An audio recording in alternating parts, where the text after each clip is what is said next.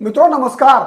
4 मई को देश के जिन 5 राज्यों के चुनाव के परिणाम निकल कर आए दोस्तों, उसमें सबसे ज्यादा चौंकाने वाला परिणाम रहा तमिलनाडु का। और परिणाम आते ही कांग्रेस पार्टी ने, राहुल गांधी ने एक ऐसा दांव चला तमिलनाडु में, जिस दांव में तमिलनाडु में जितने भी द्रविड़ पार्टियां हैं सब के सब फंस गई हैं। और ऐसा फंसा है दोस्तों जिससे कि उनके अस्तित्व पर भी संकट आ सकता है। मतलब कांग्रेस पार्टी का यह दांव जो कांग्रेस पार्टी ने चला कि टीवीके को एक तरफा समर्थन देने का, तमिल वेत्री करगम को, विजय की पार्टी को, क्योंकि विजय के पास 108 विधायक पहले से है, 5 विधायक, कांग्रेस पार्टी के 5 जीते हुए विधायकों का समर्थन देने के बाद यह आंकड़ा 113 पहुंच जाता है दोस्तों। इसके बाद मात्र 6, और कांग्रेस के समर्थन देते ही तांता लग गया विजय को समर्थन देने का। उसके बाद सबसे पहले आ गई पट्टाली मक्कल काची पीएमके, जो कि एआईएडीएमके और बीजेपी के साथ चुनाव लड़ी थी। ए रामदास की पार्टी वो आ गई समर्थन देने के लिए। उसके बाद वीसीके के जो प्रमुख है टी थिरुमावलावन, उन्होंने घोषणा कर दिया कि वो उनकी पार्टी समर्थन देगी।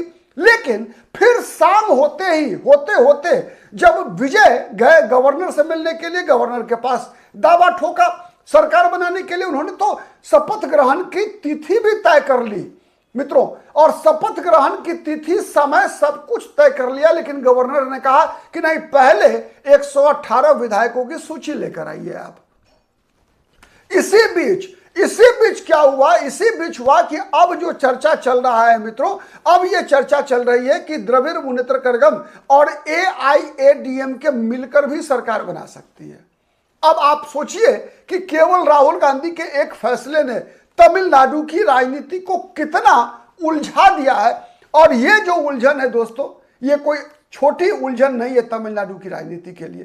तमिलनाडु की राजनीति के लिए बड़ा उलझन है, और एक ऐसा उलझन है दोस्तों जिसमें केवल डीएमके और एआईएडीएमके ही नहीं, बल्कि जितनी भी द्रविड़ पार्टियां हैं, आप कह सकते हैं केवल कांग्रेस पार्टी और भारतीय जनता पार्टी के अलावे जितने भी पार्टियां हैं वो सब के सब ऐसी फंसी हैं कि जिसको निकलने का कोई रास्ता नहीं निकल रहा है। अगर एक तरफ कुआं है तो दूसरी तरफ खाई है। आप कहेंगे कैसे? मैं पॉइंट दर पॉइंट आपको समझाने का प्रयास करता हूं मित्रों, आप बने रहिएगा अंत तक। आप देख रहे हैं पॉलिटिकल आइडिया और मैं हूं प्रदीप कुमार। एक तो पूरा वीडियो देखिएगा और पसंद आने पर जरूर इसे लाइक कीजिए, शेयर कीजिए, जिससे कि अधिक से अधिक लोगों तक हमारी बातें पहुंचे। अब तक यदि पॉलिटिकल आइडिया को सब्सक्राइब नहीं किया है दोस्तों तो प्लीज डू इट। सबसे पहले समझिए आंकड़े क्या है। 108 विधायक हैं विजय के पास। विजय को इस्तीफा देना पड़ेगा एक विधानसभा सीट से। इसका मतलब है कि इनके पास 233 के विधानसभा में 107 विधायक, मतलब एक सीट से इस्तीफा देंगे, 2 सीट से जीते हैं विजय। और उनके पास है कितने? 107 बचते हैं। 108 से 107 बचे। उनको चाहिए 10 विधायक। 5 कांग्रेस के आ गए। विधायकों की दिक्कत नहीं है। दिक्कत कहां खड़ी हुई? दिक्कत खड़ी वहां हुई कि कांग्रेस पार्टी के विजय के साथ जाते ही द्रविड़ मुनेत्र करगम ने राहुल गांधी पर गद्दारी का आरोप लगा दिया। और स्थिति इतनी तेजी से बदली है मित्रों 24 घंटे के अंदर। और आज भी आप देखेंगे कि और बहुत सारी परिवर्तन आएंगे तमिलनाडु की राजनीति में। और ये जितने भी परिवर्तन आएंगे मित्रों, मैं दावे से बता रहा हूं, ये सब परिवर्तन एक तरफ जाएगा। उसका जो निष्कर्ष होगा, उसका जो आउटपुट होगा, ये परिवर्तन तो इनपुट है। आप इनपुट आउटपुट समझते होंगे, ये सब इनपुट है। आउटपुट तो ये होना है कि जो लगभग 60 साल का जो एक छत्र राज द्रविड़ पार्टियों ने किया है तमिलनाडु में, डीएमके और एआईएडीएमके ने मिलकर, इनके अस्तित्व पर संकट है केवल राहुल गांधी के एक दांव से। कैसे? अब समझिए।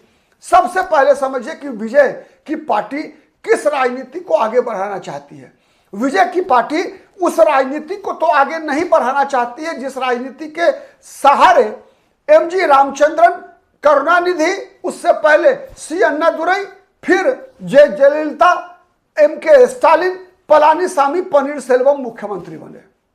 विजय की जो राजनीति है एक करिश्माई व्यक्तित्व की राजनीति है, विचार की राजनीति नहीं बल्कि व्यक्ति की राजनीति है। इस बात को समझिए आप। और कांग्रेस से आपको याद होगा दोस्तों, मैंने कहा भी था चुनाव से पहले ही, जब चुनाव की घोषणा भी नहीं हुई थी, तब से, जो हमारे दर्शक हैं आप याद कीजिएगा मित्रों, मैंने एक बार नहीं बल्कि कई बार कहा था यह बात कि कांग्रेस पार्टी के पास सुनहरा अवसर था। कांग्रेस को चुनाव में गठबंधन करना चाहिए था टीवीके के साथ, तमिल में त्रिकर्गम के साथ, विजय के साथ। इसलिए करना चाहिए था मित्रों कि कैसे कांग्रेस के नेताओं को नहीं दिख रहा था, कैसे एक मीडिया के एक ऐसे वर्ग जिसका कि अपना नैरेटिव चलता है, जो जनता की दिल की बात नहीं सुनकर केवल अपनी बात जनता पर थोपना चाहता है और कई जगह थोपने में सफल भी हो जाता है, तो ऐसा जो एक वर्ग है उसको स्टालिन में कोई कमी दिखी नहीं रही थी। स्टालिन में कोई कमी दिखी नहीं रही थी। स्टालिन को जो भी सीटें मिली है दोस्तों, वो विकल्पहीनता में मिली है, विकल्पहीनता में मिली है। स्टालिन का 5 साल का कार्यकाल इतना गंदा रहा है, जिसके खिलाफ इतनी ज्यादा एंटी इनकम्बेंसी थी कि विजय छोड़ दीजिए, कोई भी तीसरी शक्ति अगर तमिलनाडु में इस समय होती जो मजबूती से 234 विधानसभा सीटों पर चुनाव लड़ती, वो चुनाव जीत जाती। मैं दावे से कह रहा हूं कि अगर भारतीय जनता पार्टी ने हिम्मत दिखाई होती, भारतीय जनता पार्टी ने लोकसभा चुनाव की तरह अन्नामलाई को मुख्यमंत्री का चेहरा बनाकर लोकसभा चुनाव वाला ही गठबंधन को बरकरार रखकर, मतलब भारतीय जनता पार्टी, पीएमके और एएमएमके, मात्र ये 3 दलों का गठबंधन और ओ पनीरसेल्वम को साथ रखकर अगर बीजेपी अन्नामलाई को चेहरा बनाकर चुनाव लड़ी होती, तो यकीन मानिए लड़ाई विजय और अन्नामलाई के बीच होती। लड़ाई से स्टालिन और पलानीसामी बाहर होते, दहाई का अंक भी नहीं छू पाते डीएमके और एआईएडीएमके। मैं दावा कर रहा हूं दोस्तों। कारण क्या है? कारण है कि तमिलनाडु की जनता डीएमके एआईएडीएमके के बीच जो 59 साल से लुका छिपी का खेल चल रहा है, जो भ्रष्टाचार में आकंठ डूबे हुए लोग हैं ये लोग, चाहे वो डीएमके हो चाहे एआईएडीएमके हो, उससे तमिलनाडु की जनता आजीज आ चुकी है। वो तीसरा विकल्प ढूंढ रही थी, तो विजय के रूप में मिला विकल्प, लोगों ने अपनाया। कांग्रेस पार्टी इतना गलत फैसला किया दोस्तों कांग्रेस ने, जब विजय ने खुद यह बयान दिया कि राहुल गांधी उनके स्वाभाविक मित्र हैं।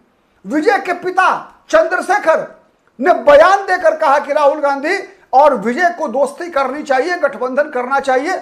यहां तक कि टीवीके के जो प्रवक्ता थे उन्होंने स्पष्ट रूप से कहा कि कांग्रेस पार्टी 60 सीट पर हमारे साथ चुनाव लड़े।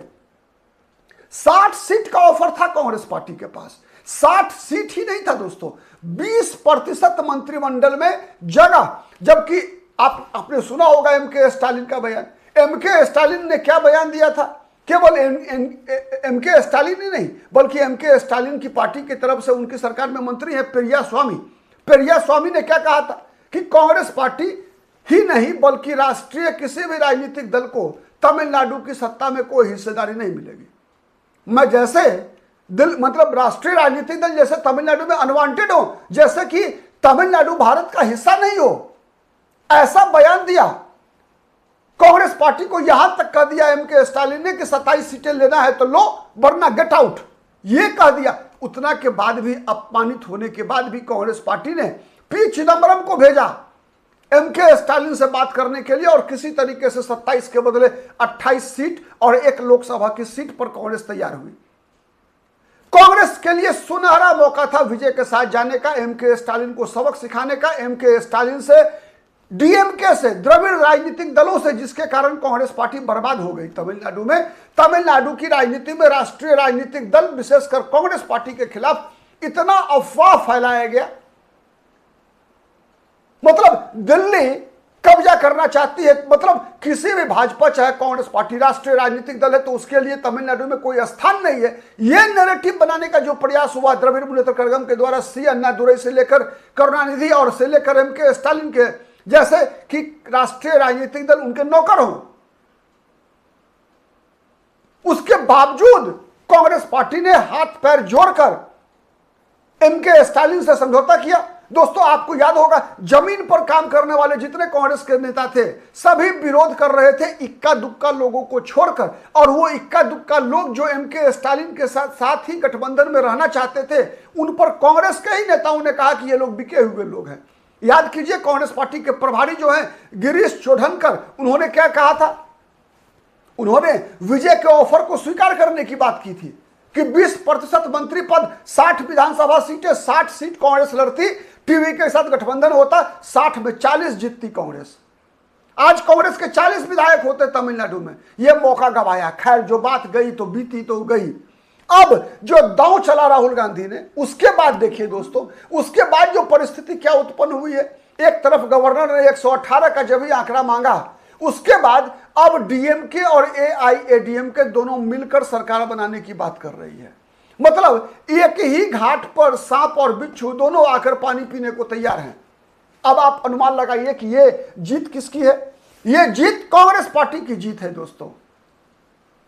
एक ही डीएमके से एआईएडीएमके भी बनी है। कांग्रेस के खिलाफ जो नैरेटिव तैयार हुआ 1960 के दशक में, जिसका परिणाम हुआ अंतिम कि भक्तवत्सलम अंतिम मुख्यमंत्री थे, और 1969 के बाद से कांग्रेस पार्टी तमिलनाडु की सत्ता में कभी वापसी नहीं कर सकी, कभी वापसी नहीं कर सकी। उसका बदला लेने का एकमात्र सबसे बेहतर अवसर था कांग्रेस पार्टी के पास, अभी भी है। अभी भी अगर डीएमके और एआईएडीएमके का मर्जर होता है दोस्तों, तो नुकसान किसका है? नुकसान केवल और केवल द्रविड़ पार्टियों का है। इतना ही नहीं, केवल इन दोनों का नुकसान नहीं, साथ साथ नुकसान होगा पीएमके, वीसीके, ठीक है, जितने एमडीएमके, डीएमडीके, ये जितनी द्रविड़वादी पार्टियां हैं सब एक्सपोज हो रही हैं। सब एक्सपोज हो रही हैं कि अब ये लोग केवल कोई नीति नहीं, केवल सत्ता के लिए, केवल सत्ता के लिए एकजुट हो रहे हैं। और एकजुट क्यों हो रहे हैं? जिसे जनादेश मिला है, जनादेश किसे मिला है? विजय को। सबसे बड़ी पार्टी के रूप में उभर कर आई है विजय की पार्टी, 108 विधानसभा सीटें जीतने में सफल हुई है। विजय के जनादेश मतलब जनता के आदेश को रोकने के लिए, जनादेश को डीरेल करने के लिए ये जितनी द्रविड़वादी पार्टियां हैं ये सब के सब इकट्ठा हो गई हैं। मतलब ये नहीं चाहती कि जनता के आदेश का सम्मान हो, ये नहीं चाहते कि विजय को मुख्यमंत्री बनते हुए देखना नहीं चाहते। और ये जो नैरेटिव है आने वाले दिनों में तमिलनाडु की राजनीति को बदल देगा मित्रों, याद रखिएगा, बदल देगा। अगर आज दोनों द्रविड़ पार्टियां, डीएमके, एआईएडीएमके और उनके साथ जो अन्य छोटी छोटी पार्टियां हैं, एमडीएमके, पीएमके, जितना है डीएमडीके, जितनी पार्टियां हैं, ये सब अगर मिलके अगर कांग्रेस और विजय की पार्टी के खिलाफ विजय को रोकने का प्रयास करेंगी तो आने वाले चुनाव तक ये लोग मिट जाएंगे। तमिलनाडु की राजनीति में इनका अस्तित्व तो नहीं बचेगा। जनाक्रोश तो पहले से था, अब उस जनाक्रोश की पराकाष्ठा होगी दोस्तों, इसलिए कि वो कोई ट्रेडिशनल पॉलिटिकल पार्टी नहीं है। टीवी के स्टालिन और पलानीसामी के खिलाफ जो जनता का आक्रोश है, उस आक्रोश से उपजी हुई राजनीतिक दल है। जनता परिवर्तन चाहती है। जैसे जनता पश्चिम बंगाल में परिवर्तन चाहती थी, वैसे ही परिवर्तन चाहती थी जनता तमिलनाडु में भी। हाँ, भारतीय जनता पार्टी के पास मशीनरी बड़ी है, भारतीय जनता पार्टी के पास बड़ी ताकत है, राष्ट्रीय राजनीतिक दल है, तो भारतीय जनता पार्टी अधिक सीटें जीतने में कामयाब रही पश्चिम बंगाल में। तमिलनाडु में विजय अकेले थे। अगर आज कांग्रेस साथ में होती तमिलनाडु में तो विजय की पार्टी 200 सीट का आंकड़ा पार कर सकती थी, 200 सीट का आंकड़ा पार कर सकती थी। तो अगर ये द्रविड़ पार्टियां अगर विजय को मुख्यमंत्री बनने से रोकने में सफल हो जाती है मित्रों, तो जनता का आक्रोश का ज्वार ऐसा उठेगा जिसे रोक पाना एमके स्टालिन और पलानीसामी के बस में नहीं होगा। आप क्या सोचते हैं कमेंट करके बताइएगा। आज के लिए इतना ही, फिर मुलाकात होगी किसी अन्य मुद्दे पर। तब तक के लिए नमस्कार।